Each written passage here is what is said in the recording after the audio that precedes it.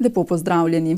V občini Krško bodo za novo šolsko leto veljale nove cene programov v vrtcih. V primerjavi s preteklim letom se cene zvišajo, glavni razlogi za dvig pa izhajajo iz povišanja plač javnih uslužbencev. Člani občinskega sveta občine Krško so na julijski seji sprejeli sklep o določitvi cene programov v vrtcih. Cene naj bi šle navzgor, in sicer od 6 do 10%, pač odvisno od posameznih oddelkov oziroma stopenj. Namreč imamo pač tisto najbolj zahtevno stopnjo, kjer je največ dela in je tudi najdražje, in pa seveda tiste otroke, ki so tam pred vstopom v šolo, kjer je cena najnižja, pa tudi dvig cen je tam najnižji, okrog 6%. Glavni razlogi za povišanje cen izhajajo iz povišanja plač javnih uslužbencev.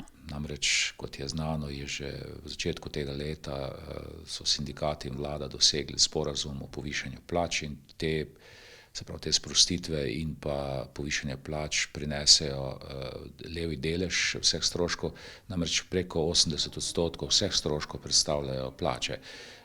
Tako da seveda takšna sprememba za nekaj odstotkov pomeni tudi takojšnji vpliv na ceno.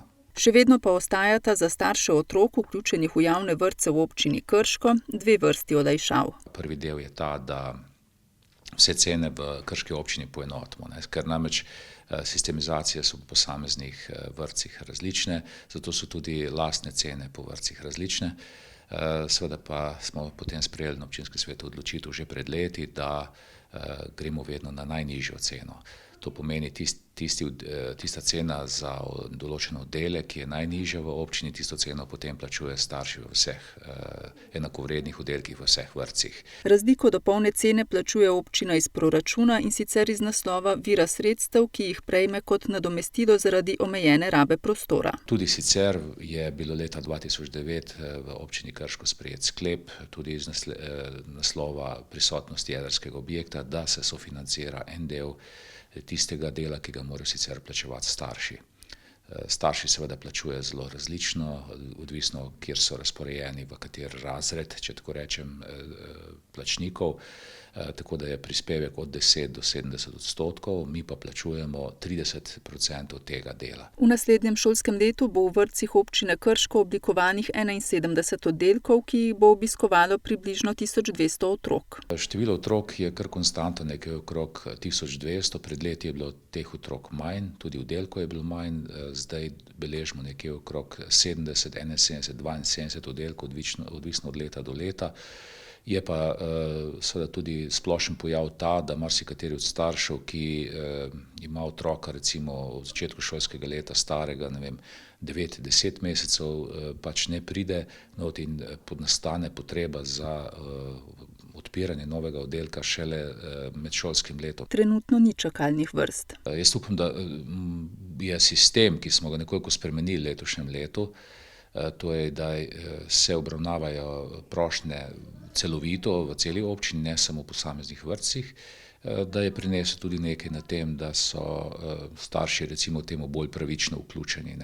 Namreč težava je v tem, da imajo starši recimo pogoje za vstop otroka v vrtec nekje oktobra, novembra, da sta mogoče zaposlena oba starša in da to dejansko predstavlja nek problem. Medtem ko se je zdela neka krivica, da pridejo prej na vrsto starši, ki imajo recimo samo enega zaposlenega, celo nezaposleni vsi, pa je izgledalo, kakor da dobijo ti starši pravico pred starši, ki so polno zaposleni. Vendar so tudi ti pogoji starosti tisti, ki omejuje. Zato to poskušamo reševati s dodatnimi oddelki, ki jih odpiramo med letom. Občina Krško bo za predšolsko vzgojo iz proračuna v tem letu namenila približno 5 milijonov evrov. Nadaljujemo v Kostanjevici na Krki, kjer so obeležili občinski praznik. Župan Latko Petretič je ob prazniku predstavil pridobitve in projekte, ki so zaznamovali minulo leto in načrte za naprej. V spomin na prvo omembo Kostanjevice na Krki kot mesta v Judenburški listini leta 1252, ta najmlajša posavska občina 16. avgusta praznuje občinski praznik. Sicer pa je občinski praznik tudi čas za analizo dela v preteklem letu in predstavitev načrtov za naprej. Minulo obdobje je bilo investicijsko naravnano, vlagali pa so predvsem v komunalno in cestno infrastrukturo. Od letošnjih naložb velja izpostaviti sanacijo osnovne šole in ureditev postajališča za avtodome. Drug projekt, ki bo za ta naš kraj zelo pomemben, je zbirni center kosovnih odpadkov, kjer smo v pridobivanju gradbenega dovoljenja. Upam, če ga prav čas dobimo, da bo tudi to letos dokončano. Letos se bo tudi temeljito obnovilo obzidje na pokopališču, če bo možnosti seveda tudi prostor za raztros pepela, če ne bomo to predstavili za drugo leto. V izvedbi sta obnovi 2 večjih cest. Ena se že dela, druga se iščejo zdaj ponudbe, ki potem še nekaj manjših odsekov, tako da bo ta infrastruktura slej ko prej v naši občini, kar se tiče teh cest in zaključena, tako da bo potem seveda tudi manj letnega vzdrževanja. Vemo, kakšne so razmere, da so taki hudi nalivi, lahko vsak dan popravljamo, da edina rešitev je, da se čim več teh cest poasfaltira. Upam, da nam bo tudi to leto še uspelo. Kostanjeviški župan se je dotaknil tudi področja poplavne varnosti. Koliko je znano, je bila tle pri nas v Kostanjevici konferenca o tej poplavni varnosti. Bili so predstavljeni ideje za širšo javnost in strokovno javnost, tako da dogovor z ministrstvom je, da nekje do druge polovice leta 2020 naj bi bile te idejne zasnove narejene, ki bodo podlaga za sam gradbeni načrt. Tudi sredstva, ki se tiče za ta projekt, so zagotovljena iz Evropske unije, tako da občina tle nekih stroškov ne bo imela. Pričakujem pa, da se bo to seveda v parih letih tudi realiziralo. Jubilej občine Kostanjevica na Krki so tudi tokrat obeležili s podelitvijo nagrad in priznanj zaslužnim občanom. V Sevnici so lani stekla pripravljalna dela v sklopu priprave na projekt izgradnje atletskega stadiona, ki bo skladno z občinskim podrobnim prostorskim načrtom umeščen na lokaciji ob že zgrajenih športnih objektih, med njimi športnim domom in bazenom. A ker je del terena močvirnat, se spopadajo s težavami, saj je prišlo tudi do plazenja. Stabilizacija terena na stadionu, kot kažejo posnetki, ni dala pričakovanih rezultatov. Na delu zemljišča, ki je izredno zahteven, je prišlo do zdrsa zemljine. S samimi drenažnimi rebri, ki so bila izvajana, se ni uspelo dovolj stabilizirati tistega najbolj kritičnega dela. Do zdrsa je prišlo že lansko jesen in takoj po zdrsu so pričeli s spremljanjem dogajanja na terenu. Tako da sedaj projektant razpolaga s podatki v celoti, kaj se dogaja. Te podatki pa so bili preverjeni in zanalizirani tako strani ljubljanske gradbene fakultete, kot tudi konzultanta iz mariborske gradbene fakultete. Projektant, ki je pripravil projektno dokumentacijo za osnovno stabilizacijo, bo pripravil tudi nadaljnje potrebne projekte za dokončno stabilizacijo terena. Konzultanti in recenzenti pa bodo tudi fakultete, dodaja Ocvirk.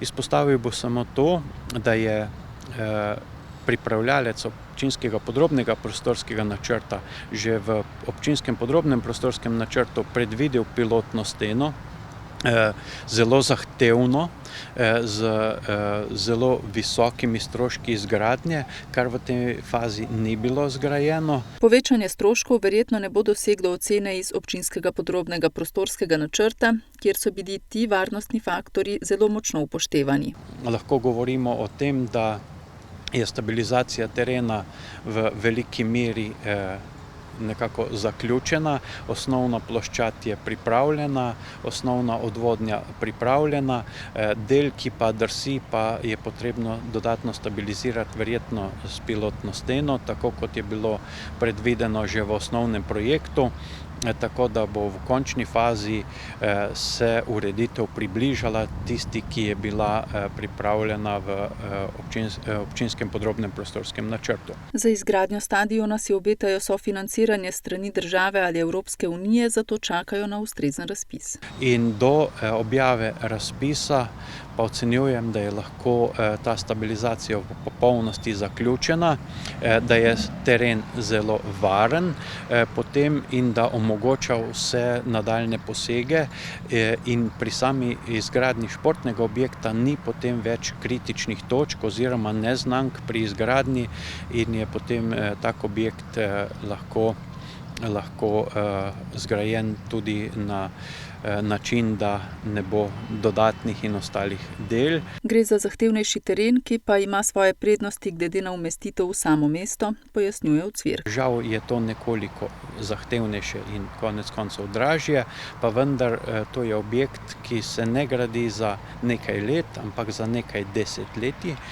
Tako kot vidimo bazen, po več kot 3 desetletjih je v prenovi in verjamem, da bo stadion na tem mestu lahko tudi dobro služil Sevničanom, tudi še kar nekaj desetletij po zaključeni izgradnji. Gre za projekt izgradnje še edinega manjkajočega športnega objekta in bo največja investicija občine na področju športa. Za izvedbo naložbe je občina Sevnica od leta 2007 do leta 2014 odkupila 3 hektarje zemljišč z 2 stanovanjskima objektoma. Zdaj pa v Koprivnico, kjer so v četrtek obeležili krajevni praznik. Ob praznovanju je predsednik krajevne skupnosti izpostavil vidnejše projekte in pridobitve, ki so zaznamovale minulo obdobje. Ena večjih investicij v krajevni skupnosti Koprivnica je obnova tamkajšnje osnovne šole. Dozidala se bo 2 učilnici, knjižnica, prenovila se bo kuhinja, uredila se bo zunanja ureditev, da to je ena večjih investicij v naši krajevni skupnosti. Letos so oziroma še bodo obnovili okoli 1200 metrov lokalnih cest. Letos smo obnovili lokalno cesto odsep Mirt-Vrtovšek v dolžini 650 metrov. Gre za modernizacijo ceste. V enem delu smo jo razširili, uredili posedke in na novo preplastili cesto. V tem letu so prav tako pridobivali služnosti za izgradnjo kolesarske steze, ki je predvidena do konca leta 2022. Potekajo aktivnosti v vezi z obnovo, prepotrebno obnovo regionalne ceste. V začetku v trasi kolesarske steze, se pravi od Koprivnice pa do odseka za Jerički dol. Želeli pa bi, da bi se obnovil celoten odsek regionalne ceste, ki je res v slabem stanju. Potrebe in želje se kažejo po kakovostni gospodarski infrastrukturi. Naša krajevna skupnost je zelo razgibana, tereni so razgibani, imamo nekaj problemov z usadi, plazovi, ceste so strme, zato največji problem so te dostopne poti. Moram povedati, da optično omrežje ima pri naši krajevni skupnosti skoraj vsaka hiša, mislim, da skoraj ni hiše, da nima. Javni vodovod, Koprivnica je na javnem vodovodu, ki ga upravlja Kostak, imamo pa še en vaški vodovod na Velikem Kamnu, ki pa tudi dobro funkcionira. Letni proračun krajevne skupnosti Koprivnica znaša približno 27 tisoč evrov. Smo pa veseli vsake investicije, ki jo speljemo s pomočjo občine, kajti s tem 27 tisoč evri večino porabimo za zimsko vzdrževanje, letno vzdrževanje cest, pa praznovanje krajevnega praznika, pol pa zmanjka počasi denarja. Krajevna skupnost Koprivnica sicer šteje približno 700 krajanov. V nadaljevanju sledi nekaj kratkih vesti iz posavskih občin. Nuklearna elektrarna Krško je v juliju proizvedla dobrih 530 tisoč megavatnih ur bruto električne energije na izhodu generatorja oziroma je oddala v elektroenergetsko omrežje nekaj manj kot 504 tisoč megavatnih ur električne energije. V tem mesecu je bila proizvodnja za 1,75% večja od načrtovane, ki je bila 495 tisoč megavatnih ur. Reka Sava se je zaradi delovanja nuklearne elektrarne Krško v juliju segrevala povprečno za 2,6 in največ za 3 od dovoljenih 3 stopinj Celzija. V tem mesecu so sicer uskladiščili 10,4 kubičnega metra nizko in srednje radioaktivnih odpadkov. V Brežicah so tudi uradno odprli avtomatiziran sistem izposoje koles, imenovan Brškolo. V sistem je vključenih skupno 32 koles, ki bodo občanom brezplačno na voljo za 14 ur vožnje na teden, za izposojo pa se je treba najprej registrirati in pridobiti kartico. Gre za modularen avtomatiziran sistem za izposojo koles, ki deluje po principu pridobitve uporabniške pametne kartice, s katero si lahko posameznik izposodi kolo na eni lokaciji, opravi vožnjo do druge lokacije in tam kolo vrne. V Brežicah letos 4. leto pripravljajo mednarodni otroški pevski festival, na katerem bodo nastopili otroci stari med 6 in 17 let. Po 3 avdicijah, na katere se je prijavilo kar 117 otrok iz Slovenije, Bolgarije, Srbije, Bosne in Hercegovine, Hrvaške in Rusije, so že v juniju izbrali 60 pevcev. V petek in soboto bosta v dvorani Mladinskega centra Brežice potekala polfinalna večera, v nedeljo 25. avgusta pa na grajskem dvorišču sledi finalna prireditev. Za krškimi rokometaši sta 2 tedna priprav na novo sezono v prvi B slovenski rokometni ligi. Priprave so začeli v popolni zasedbi, ekipi so se priključili 4 novi rokometaši. Trener članske ekipe ostaja Uroš Šerbec, njegov pomočnik pa Goran Brečko. Krčani bodo prvenstvo začeli 14. septembra s tekmo v Škofljici, do takrat pa jih čakajo še 3 pripravljalne tekme in turnir na Hrvaškem. Med počitnicami se vse več dopustnikov odloča za potovanje z avtodomi. Posavje ti večinoma le prevozijo, a za privabitev tako tujih kot domačih turistov pa je že nekaj postajališč z ustrezno infrastrukturo. K projektu izgradnje postajališča za avtodome pristopajo tudi v Kostanjevici na Krki.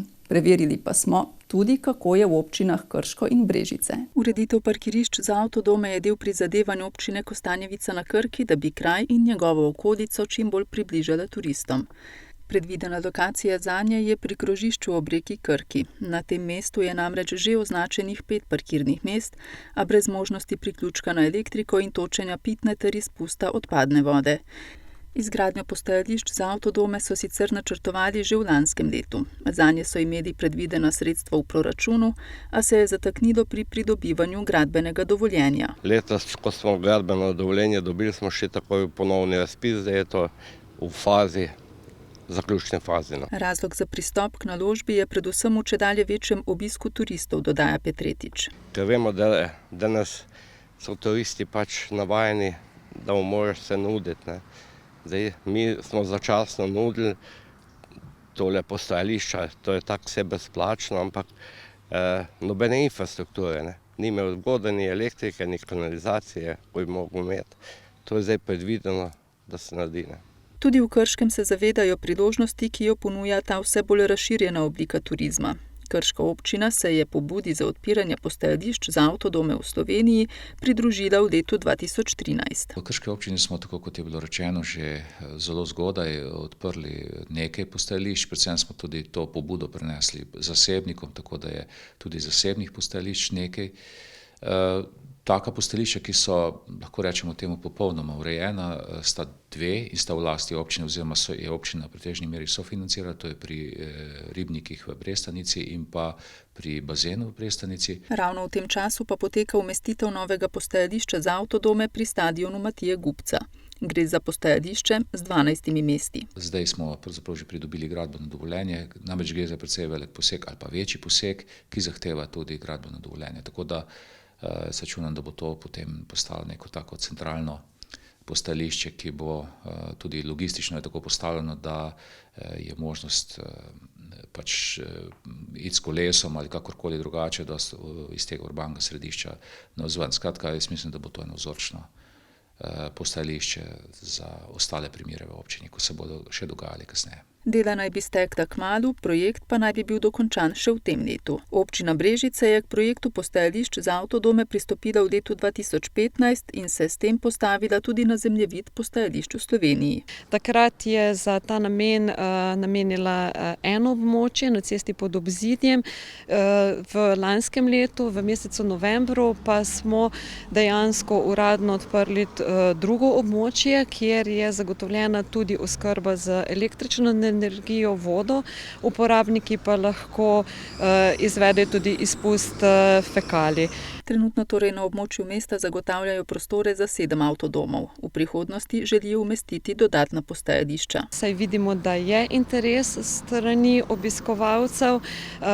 Naša širitev bo pa šla predvsem v smeri, da zagotovimo tudi posameznikom, privatnim pobudnikom, da pridobijo sredstva za vzpostavitev tovrstnih parkirišč na privatnih zemljiščih. Želijo si namreč, da bi turistični ponudniki lastniki v občini razmislili o tej možnosti kot dodatni ponudbi k že obstoječi. Sicer pa je zasedenost postajališč odvisna predvsem od sezone. Poleti nekoliko več, v Brestanici se zelo pohvalijo, kajti dosti ribičev prihaja z avtodomi, tudi lokacija v Brestanici je zelo lepa, praktično v naravi in to ljudje cenijo in prihajajo.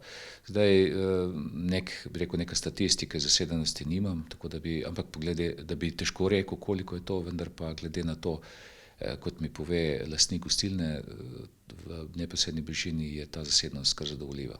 Zasedenost sicer ni razvidna iz nekih uradnih evidenc, ker trenutno tega še ne beležimo. Vidimo pa zadnje čase po samem preverjanju teh postajališč, da je dejansko izredna, da so postajališča sploh v teh počitniških dneh zelo zasedena in da nam dejansko primanjkuje kapacitet vsaj na območju mesta, tam kjer so namensko temu tudi vzpostavljena.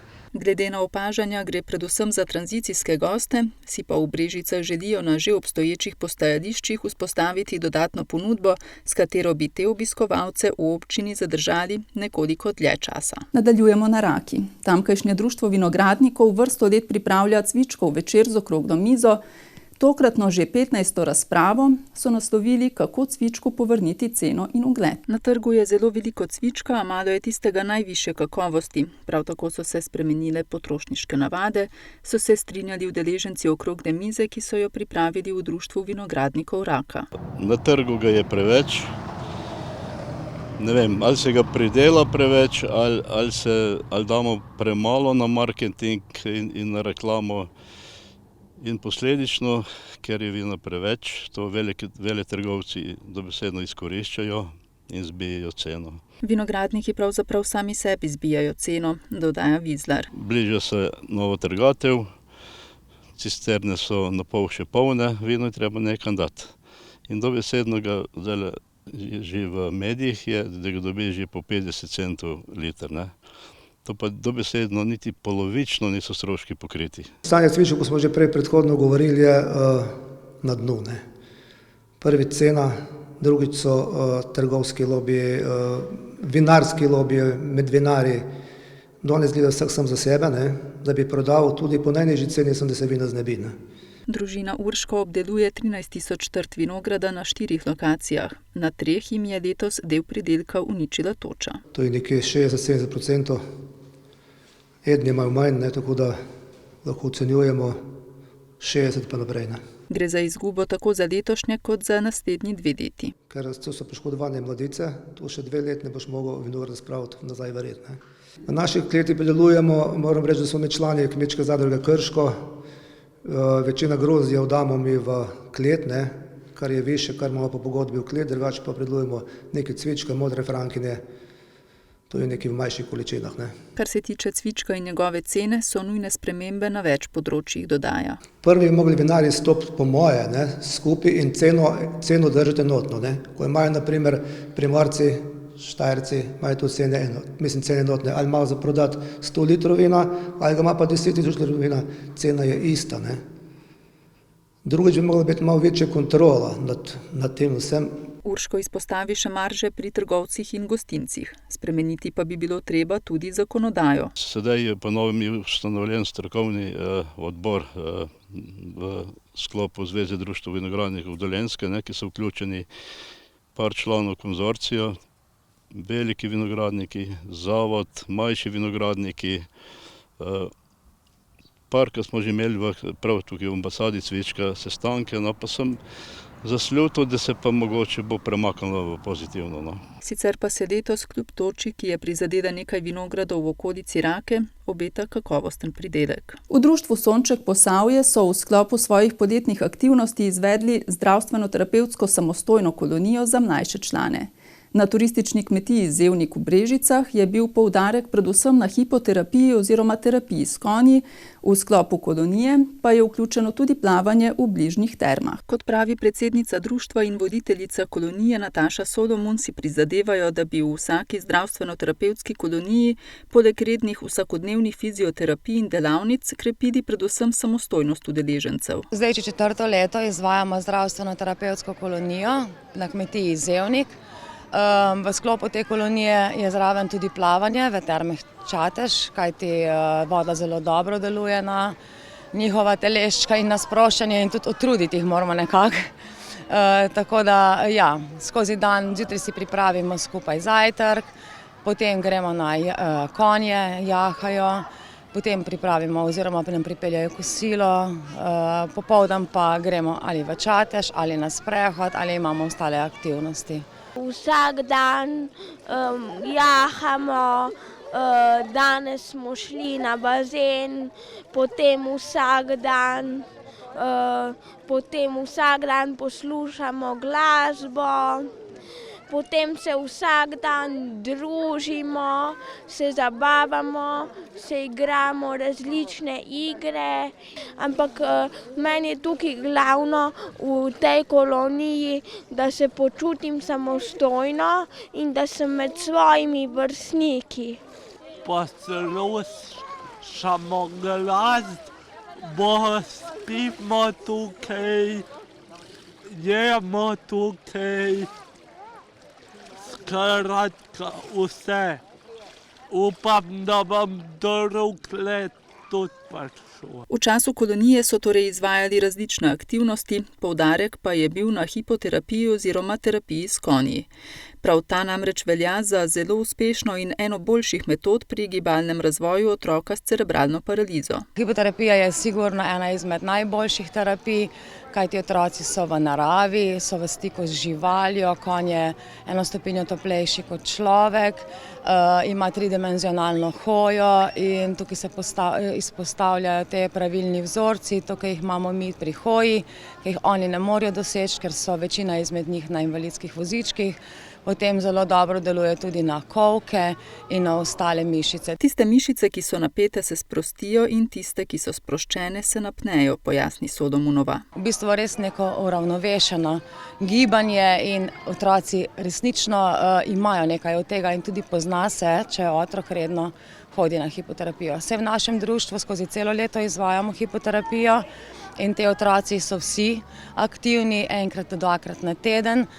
Zdaj pa je sklop 4-5 terapij, se pa še bolj v bistvu poznajo učinki, kajti lepša je drža otrok na vozičku recimo, ali pa tudi pri nekateri tudi hodijo, če jih držimo, tako da ja, jaz sem sigurna, da je ena izmed najboljših terapij in tukaj v tej koloniji dajemo poudarek na to in seveda na vodo. Otrokom s cerebralno paralizo lahko ta vrsta terapije koristi, ker voda podpira njihovo telesno težo, kar jim omogoča določeno stopnjo gibanja in več samostojnosti, kakršne nimajo nikjer drugje.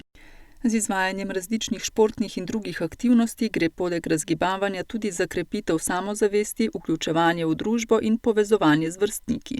Tega jim zelo manjka v življenju, kajti starši jim vsega ne moremo nadomestiti, prijateljev jim ne moreš dati, ne moreš jim kupiti, tako da to jih osrečuje in na tem tudi delamo. In na integraciji, in na inkluziji, to je tudi zelo pomemben del življenja, da nas sprejme okolica, da nas vidijo, da smo prepoznavni in da se tudi oni dobro počutijo v tem okolju, sami otroci in odrasli naši s cerebralno paralizo in drugimi motnjami v razvoju. Do konca poletja pa v društvu Sonček Posavje pripravljajo še nekaj aktivnosti za svoje člane. Zdajle v kratkem gremo še konec avgusta na Pašman, to so odrasli, samostojna kolonija za odrasle.